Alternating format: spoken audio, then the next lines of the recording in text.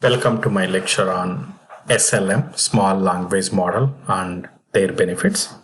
Recently, that is in April 2024, Microsoft came forward with small language models.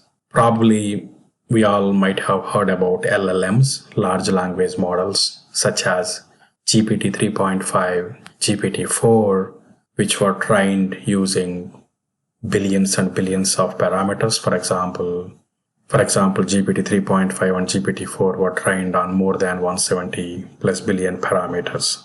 In contrary to the trend, Microsoft came forward and said, I am releasing 5.3 mini with 3.8 billion parameters, small with 7, and medium with 14 billion parameters.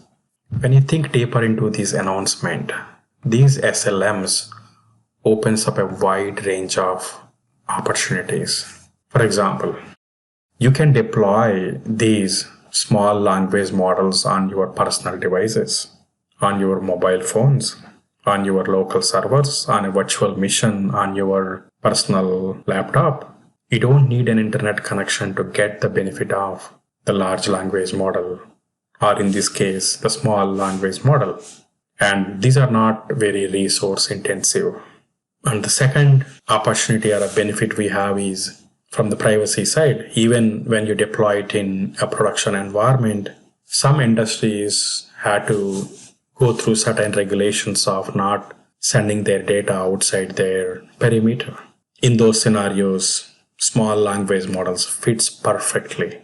Most importantly, for me, small language models, SLMs, opens up a great opportunity towards AI democratization, taking AI deeper to the each and every human being on the planet. For example, in this picture, a farmer who is in a remote village with no or very limited cellular connection or a mobile network, he can still leverage or she can still leverage a mobile or a smartphone to find out what kind of a disease their crop is going through. Because these small language models have a capability to deploy into such end user devices. If you look at some of the use cases are, you can use them on your car computers, you can use them as a smart sensors, you can use them on the traffic systems or remote cameras.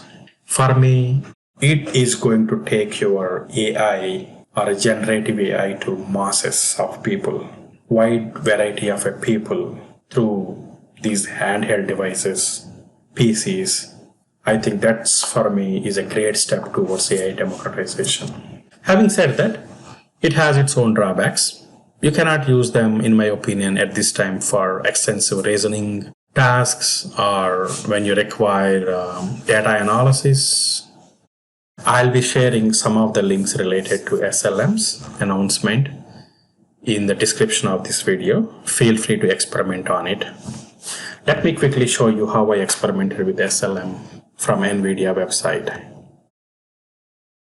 If you go to model section, 5.3 is under preview. If I click on the chat here, let me come here and ask some of the basic questions, right? So, who is Bill Gates? Here is a code if you want to incorporate as part of your app development.